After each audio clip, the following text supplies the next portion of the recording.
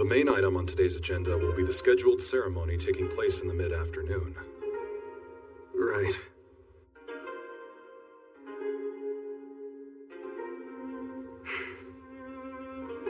I know you have a lot on your mind, but you mustn't let it affect you. The palace requires your focus. I know. Thank you.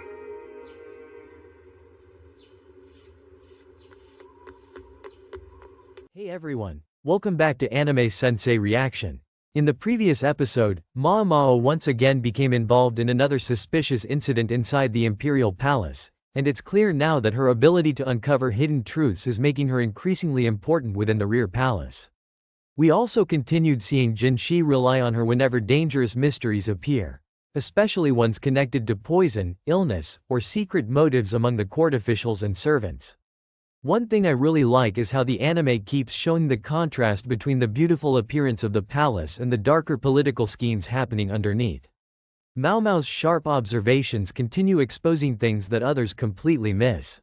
Going into episode 19, I feel like the tension surrounding the imperial court is only going to grow stronger, and I'm especially curious whether Mao Mao will uncover another secret connected to influential figures close to the emperor himself. Let's jump into today's reaction. Master Lee Haku, what's wrong? We've got a problem on our hands. And by problem you mean? You remember that warehouse fire a while back? Uh-huh. Yeah, well, looks like a different warehouse got robbed on the same night. They probably took advantage of all the noise and chaos. No one saw a thing. So a crime of opportunity then. What was it that the thieves stole? Not something to discuss openly, it seems. Glance.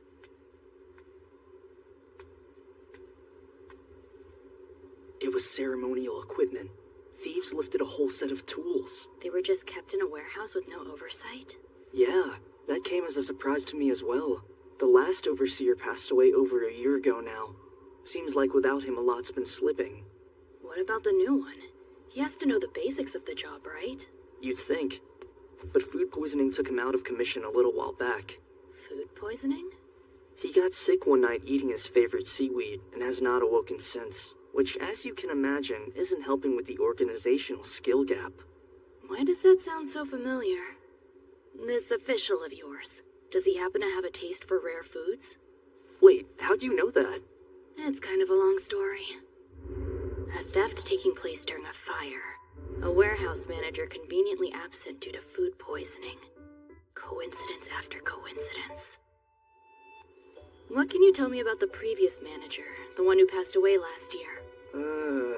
I remember he was absolutely obsessive about doing things by the book. I forget his name, but I think he was widely known for having a sweet tooth or something. A sweet tooth? Was it Master Conan by any chance? Yeah, that was his name. Wait, how did you know that as well? It's kind of a long story. I heard about it from Master Jinshi. The weight of the day seemed to settle over the palace long before disaster finally revealed itself. Even the air carried an unusual stillness, as though the countless halls and corridors of the imperial court already sensed that something unseen had begun moving beneath the surface. Servants walked carefully, officials spoke in quieter tones, and the atmosphere surrounding the outer court felt strangely restrained. Nothing openly alarming had happened yet, but tension drifted invisibly through the palace like smoke that could not quite be traced back to its source. Gao Shun noticed it immediately when he approached Jinshi.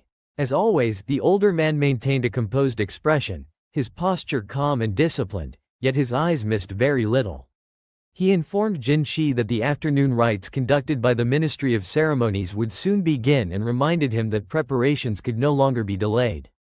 Though his words were respectful, there was unmistakable firmness hidden beneath them.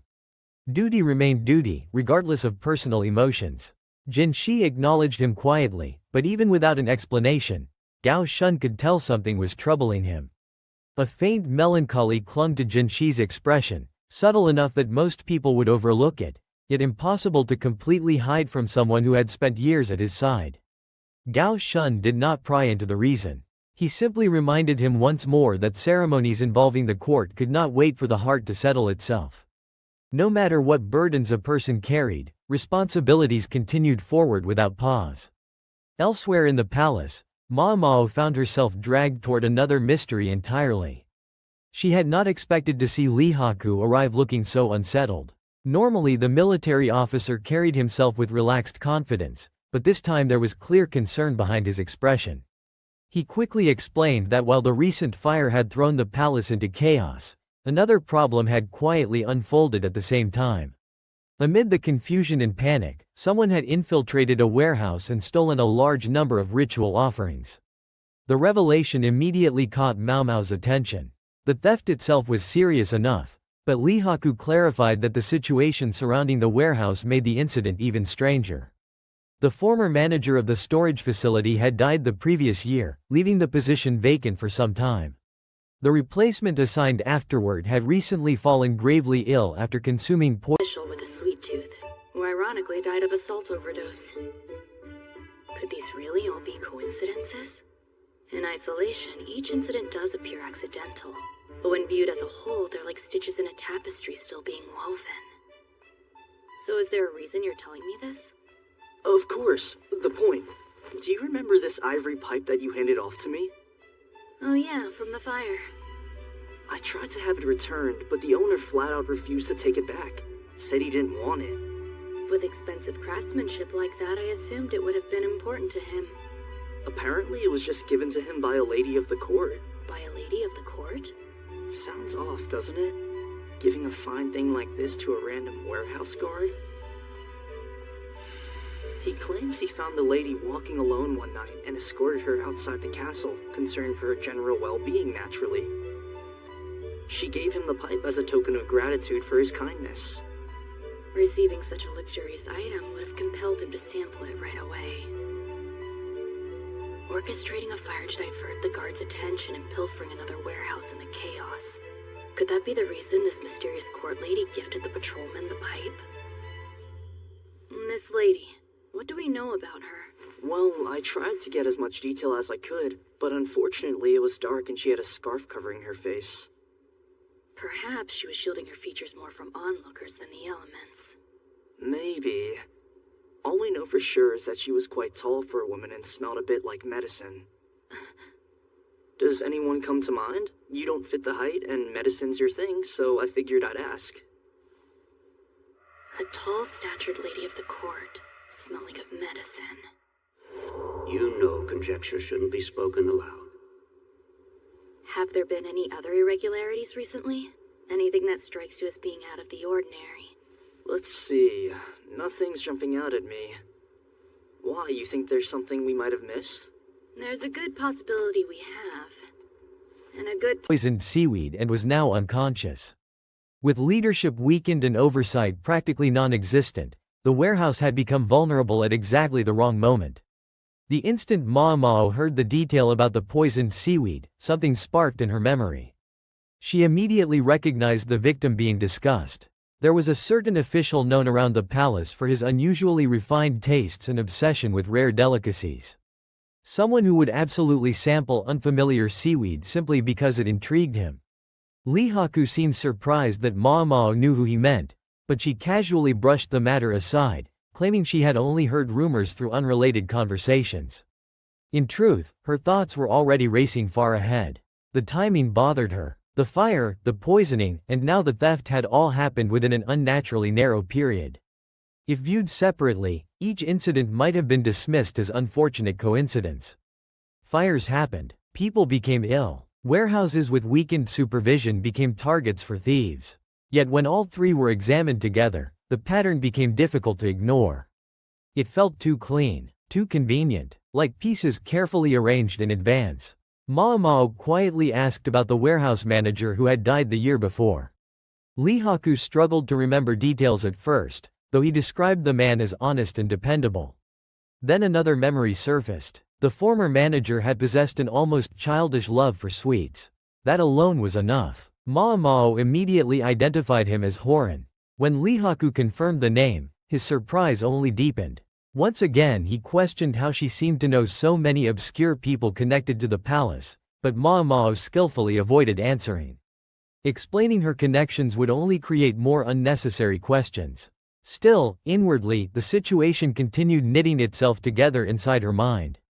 One coincidence could happen, two coincidences might still be believable. But several incidents aligning perfectly around vulnerable points within the palace administration? That no longer felt random. It resembled someone pulling multiple strings simultaneously, each event supporting the next until a larger objective could finally be achieved. Lee Haku then shifted to another matter entirely. The pipe Mao Mao had once given him. Apparently, when he attempted to return it to its owner, the individual refused to accept it back. Possibility we haven't.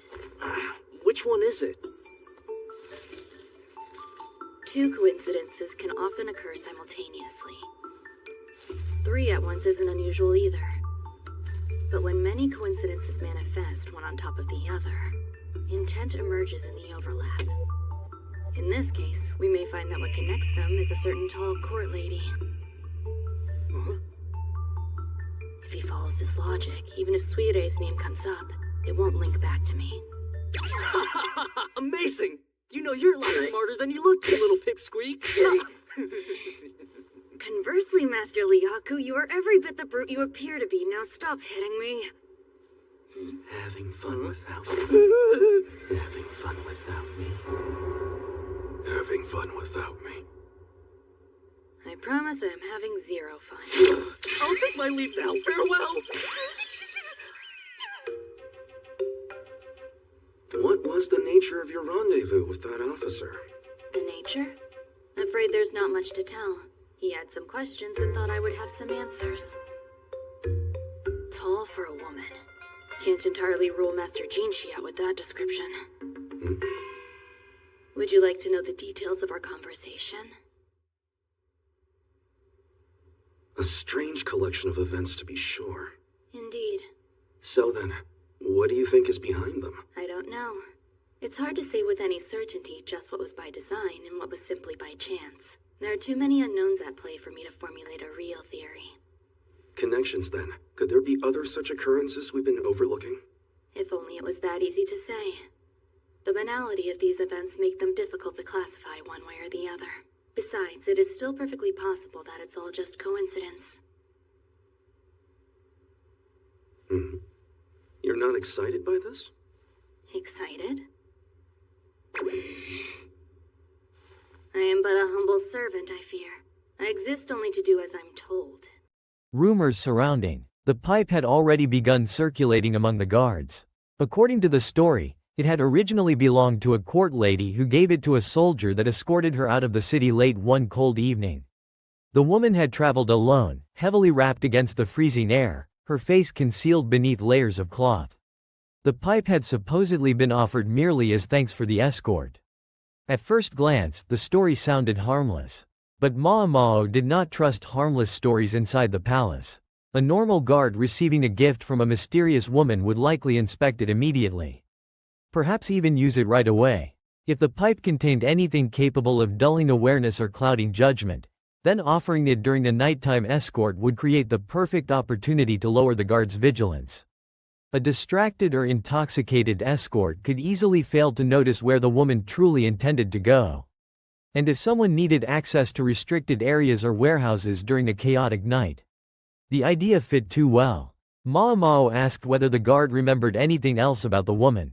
Unfortunately, the darkness and cold had concealed most details. Her face remained unseen. However, there were two things he recalled clearly. The woman had been unusually tall, and she carried a faint scent of medicinal herbs. That narrowed the possibilities significantly. Lee Haku immediately pointed out that the description obviously did not match Mao Mao herself due to the height difference, then pressed her for her thoughts. Mao Mao hesitated. There was indeed someone who came to mind the moment she heard the description. Suire. Yet suspicion alone meant nothing. Her father had warned her many times against leaping toward conclusions built entirely upon instinct. A person who allowed assumptions to harden into certainty would eventually make fatal mistakes. So Mao Mao restrained herself. Until she possessed undeniable proof, suspicion remained only suspicion. Instead, she asked whether any other strange incidents had occurred recently. Lee Haku paused to think. The more he reflected upon recent events, the more irregularities began surfacing in his memory. Minor details that once seemed unrelated suddenly felt connected under Mao Mao's scrutiny. He admitted that perhaps a deeper investigation might uncover something substantial after all. Mao Mao crouched down and traced 2 circles into the dirt as she organized her thoughts aloud. Oh, how about an incentive then? You see, just the other day I stopped by the local trader. He had quite a fascinating item in stock. I don't suppose you recognize the name. Spazor! A medicinal bovine gallstone! A coveted curative found but once in 1,000 cows! You would grant me this rare and priceless remedial treasure? Seriously? You wouldn't lie to me, right? What? I do! Xiao Mao?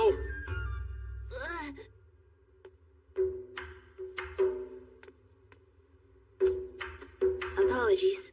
Yeah, I'm glad to see you're motivated.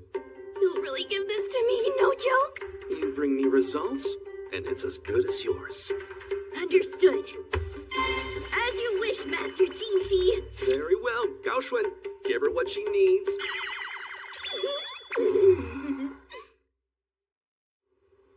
Finally, the record of absence. Looks like the officer who came down with food poisoning was from the Board of Rights. Which one was that again? The board that oversees education and foreign affairs, or... I really should have studied for the court lady exams properly. Found some more for you. Perfect, thank you. No need. If you have any questions about anything, I am happy to help. Well, I am curious about this division. Board of Rights. They're the ones that deal with logistics surrounding ceremonies. Ceremonies? Fetch me something to write with, quick! Of course. Ceremonies. The food-poisoned official and Master Conan were both involved in administration of court ceremony. So if the pipe incident was intended as a diversion for the theft of ceremonial equipment, then these events, disguised as coincidences, must be in service of something bigger than mere larceny. Coincidences were natural, she explained. Sometimes unrelated events overlapped purely by chance. Even 2 or 3 strange incidents occurring together could still be meaningless.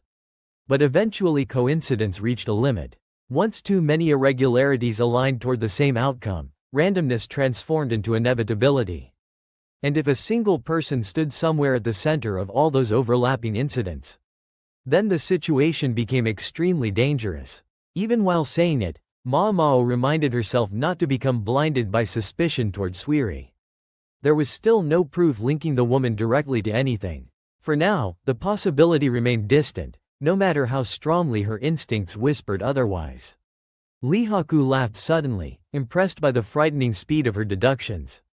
He clapped her lightly on the shoulder and joked that someone with such an ordinary appearance had no business being so terrifyingly intelligent. The brief moment of levity vanished instantly. A chilling presence had appeared nearby. Standing partly concealed within the shadows was Jinshi. The atmosphere around him felt cold enough to freeze the air itself.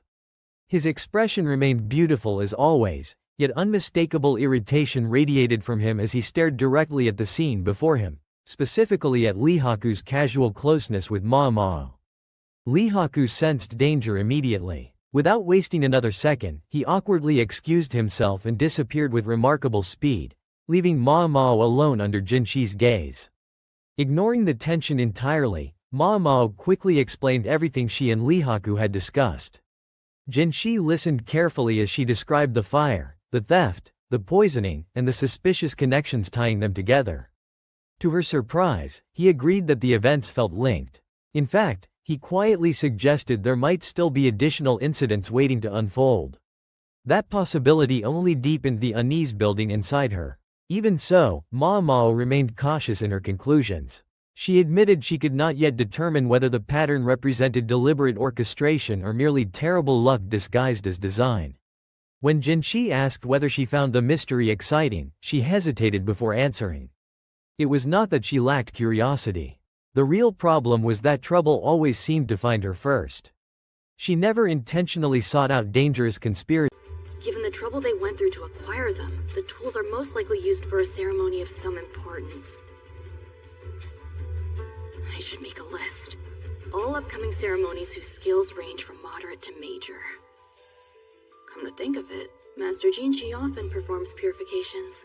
If you're interested in ceremonies, perhaps this would intrigue you.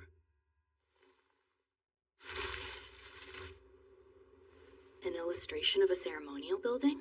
Yes, it's the altar of the sapphire sky at the west end of the outer court. Quite a curious design, isn't it? You notice a large pillar there, suspended from the ceiling? Vibrant banners fixed across its length, draped down above the altar.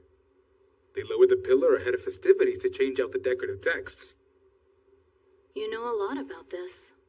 Sorry. It shames me to admit it, but before I was assigned to the archives, I was actually on the Board of Rights myself. I offered my thoughts and tuds too freely to my superiors once and got demoted. I was quite concerned with the issue of its build strength, but I guess it has held up better than I expected. What had you so troubled? Even though a series of floor-anchored tethers keeps it aloft, the pillar itself is humongous. I was convinced it was an accident waiting to happen. But when I voiced my concerns about it, I was bumped down to Archivist and reassigned here. That's ample cause for concern indeed. If the tethering holding the payload in place were to break, and the pillar crashed down to the floor below, then the person conducting the ceremony beneath would be pulverized. Someone of truly noble birth could be lost. Issue of strength. I wonder, what were the ceremonial tools they stole anyway?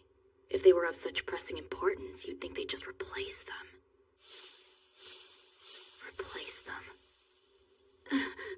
Excuse me, when are they conducting the next ceremony at the Sapphire Sky Altar? When, you say?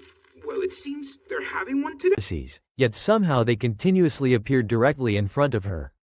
As though the palace itself kept dragging her toward hidden darkness no matter how much she tried to remain an insignificant servant. She reminded Jinshi of exactly that. She was merely a low-ranking girl who followed orders. Nothing more. For a brief moment, Jinshi seemed distracted by another thought entirely. Then he took a sheet of paper and calmly wrote a single term upon it before showing it to her. Nu Hoang, Bazaar, a legendary medicinal substance formed within the gallbladder of cattle so rarely that only one animal among thousands supposedly carried it. Priceless, nearly impossible to obtain, a medicine surrounded by stories powerful enough to make even experienced physicians obsessed. The effect on Mao Mao was immediate and catastrophic. Her entire composure shattered. The calm, analytical servant vanished instantly, replaced by something closer to a starving beast discovering treasure. Her eyes gleamed with uncontrollable excitement as she nearly launched herself across the table, completely unable to restrain her enthusiasm. Rare medicines held irresistible power over her, and Nu Hoang ranked among the rarest imaginable. Even Jinshi looked startled by the sheer intensity of her reaction. Then, with deliberate calm, he made her an offer. If she performed well, the Nu Hoang would belong to her. Nothing else needed to be said. The following day, Mao Mao buried herself inside the archives with almost manic determination. Scroll after scroll surrounded her as she searched through records connected to the recent poisoning. Eventually she confirmed that the poisoned official belonged to the Ministry of Rights, the branch responsible for education, diplomacy, and ceremonial affairs throughout the empire. She quietly cursed herself for neglecting formal studies in the past.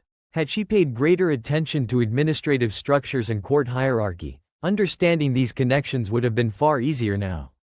While she worked, a civil official entered carrying documents. Seeing an opportunity, Mao Mao questioned him further about the poisoned man's position. The official explained that the victim oversaw ritual ceremonies within the ministry itself. That detail immediately sharpened her focus. Borrowing writing tools, she began organizing every known incident into a clearer sequence. If someone risked poisoning officials, Hey!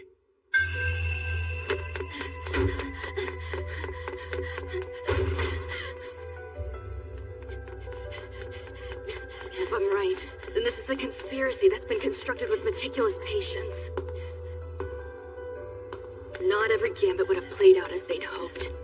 But by creating consistent possibilities for success, enough of them were bound to coalesce and connect to this. You know it may be nothing more than simple conjecture, But if there's even the slightest chance that I'm right, then so what? Almost there.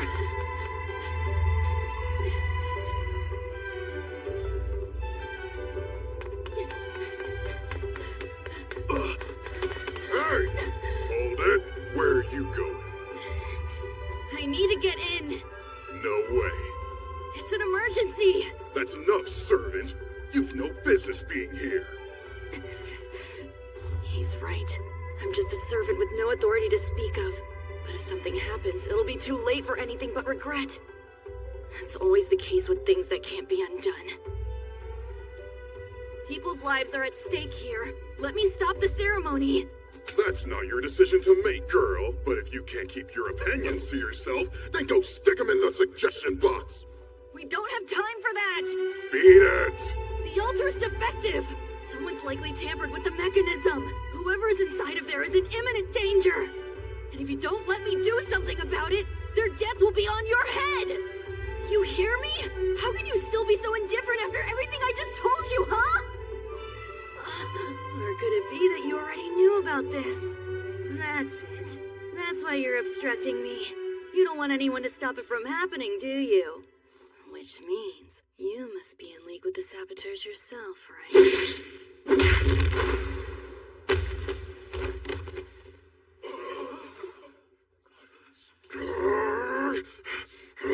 And stealing ritual offerings, then the stolen items must serve an extremely important ceremony.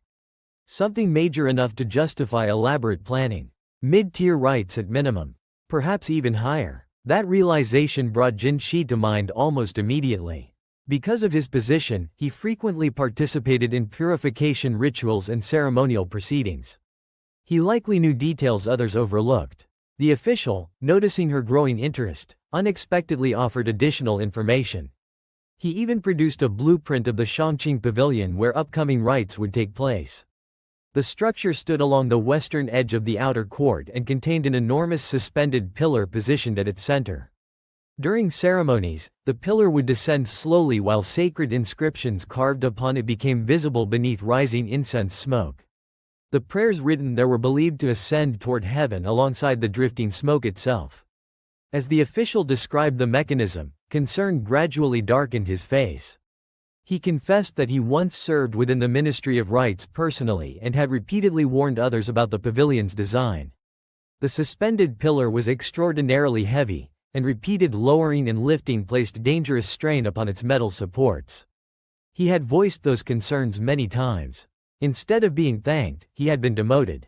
The moment Ma Mao heard this, horror settled into place inside her mind. If the joints supporting the pillar weakened enough to fail, the entire structure could collapse directly onto anyone standing beneath it during the ceremony. And during high-level rites, the individual beneath it would not be an ordinary person. A terrible possibility suddenly connected everything. The theft of ritual tools, the weakened administration, the poisoned official, the fire creating confusion, emergency replacements likely being rushed into service without proper inspection, the suspicious metalworker incident from earlier. Every thread finally converged. This was never about a single plan. Multiple traps had been layered together deliberately so that even if one failed, another might succeed. Her pulse quickened violently. Then she asked the most important question of all. When is the next ceremony? The answer came immediately. Today. Ma Mao ran before the official even finished speaking. She sprinted through the palace corridors with desperate urgency, her mind racing faster than her feet. I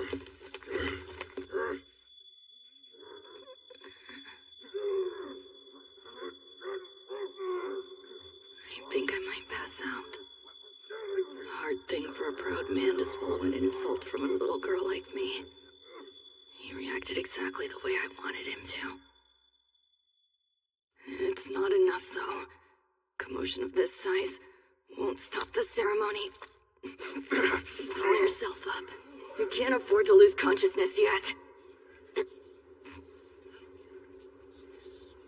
You feel better now? Please let me through. You are stationed out here because there's a highborn noble in there, correct? If any harm should befall them, every one of you will pay with your own heads! I won't ask you to cancel the ceremony. Please, just let me through.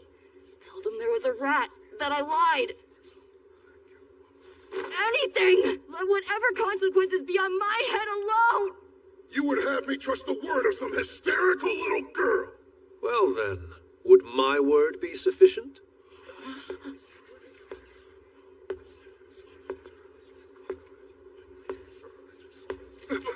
Sir, this is... Tell me something. How could a self-respecting soldier strike a harmless young girl? You have hurt her. At any rate, why don't you do as the young lady desires and kindly step aside? I'll assume responsibility. I don't even want to see who's behind me. That timing's too convenient to ignore. No, I can't be sidetracked by superfluous details. I need to focus on what I came here for.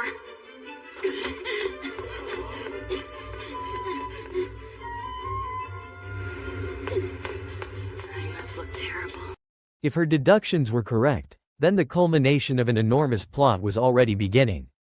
Every prior incident had merely prepared the stage for what would happen. And at the Shangqing Pavilion, by the time she arrived, the ceremony had already started. A guard blocked the entrance immediately, refusing to allow an unknown servant to interrupt sacred proceedings.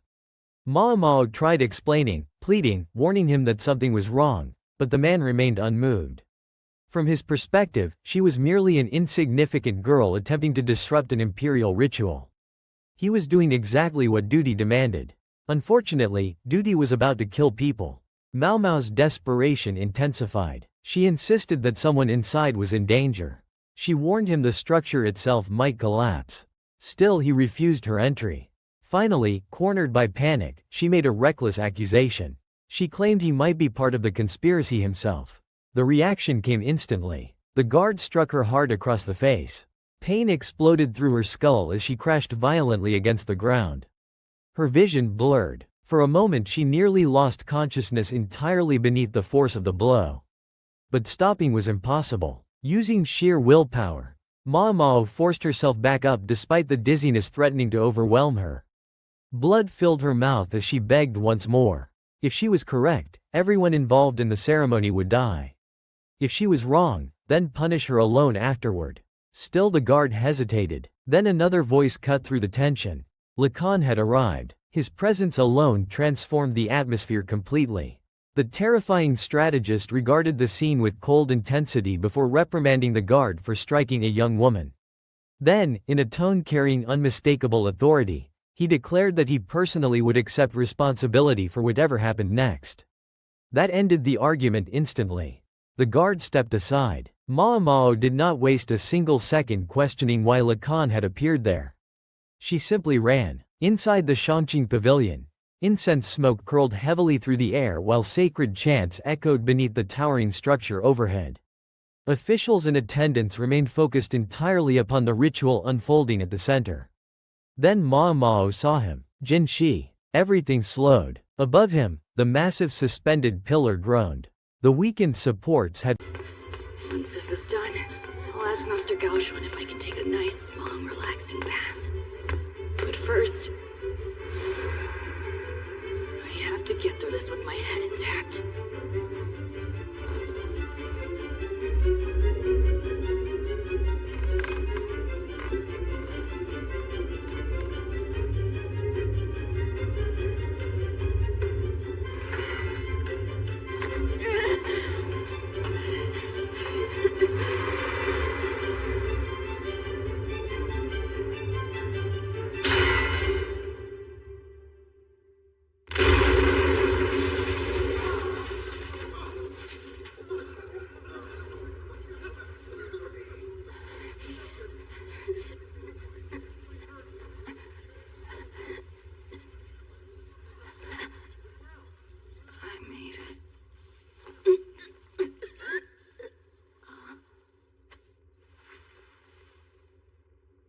Need a stitch that.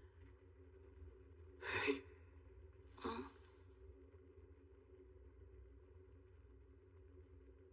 chance you want to tell me what's going on here? Master Jinshi, can I have the ox bezoar now? That's where your mind is right now. Your face. How did this happen? I don't understand. Why is Master Jinshi here?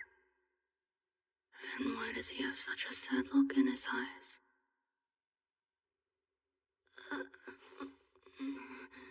My apologies, but I have to tend to my leg now. Momo. Hey, come on. Please stay with me. Hey, say something.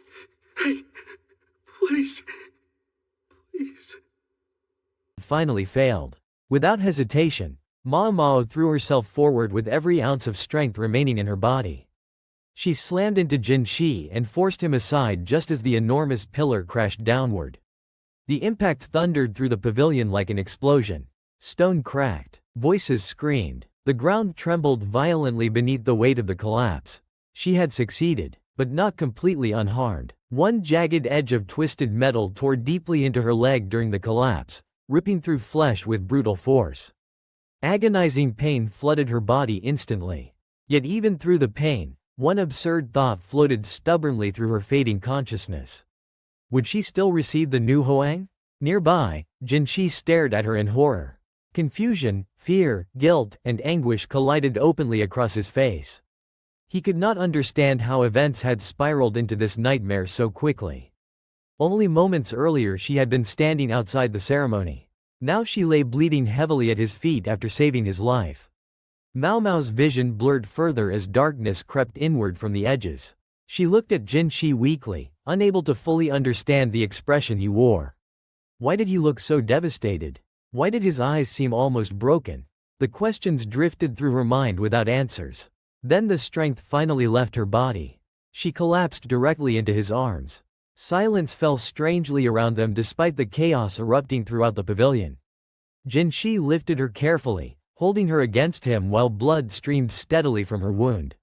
Without speaking, he carried her away from the wreckage. Each step left crimson droplets trailing across the stone floor behind them. As he passed Lacan, Jinshi did not even glance toward him. The air itself felt suffocating. Officials shouted in panic somewhere behind them. Guards rushed toward the ruined structure. Smoke and dust continued filling the pavilion as confusion spread through every corner of the court. But Jinshi heard almost none of it. He continued walking in silence, holding Mao tightly against him as though loosening his grip for even a moment might cause her to disappear entirely. Blood continued dripping steadily onto the path behind them, marking every step he took through the palace halls. And still he kept moving forward, unable to stop, while the trail of red stretched endlessly behind him like the physical shape of his fear.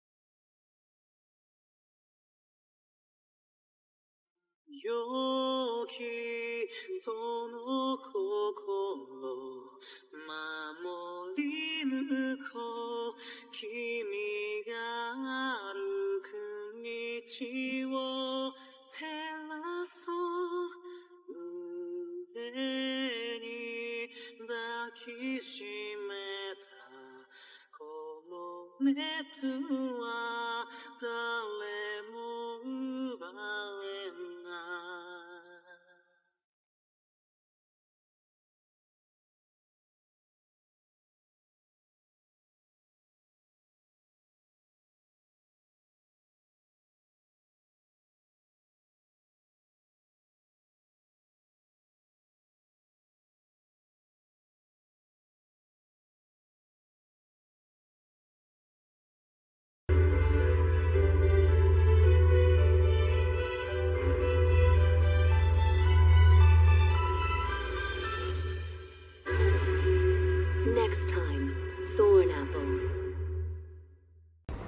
Alright, everyone, that is for today's reaction on Anime Sensei reaction. Thank you for so much for watching and spending your time with me.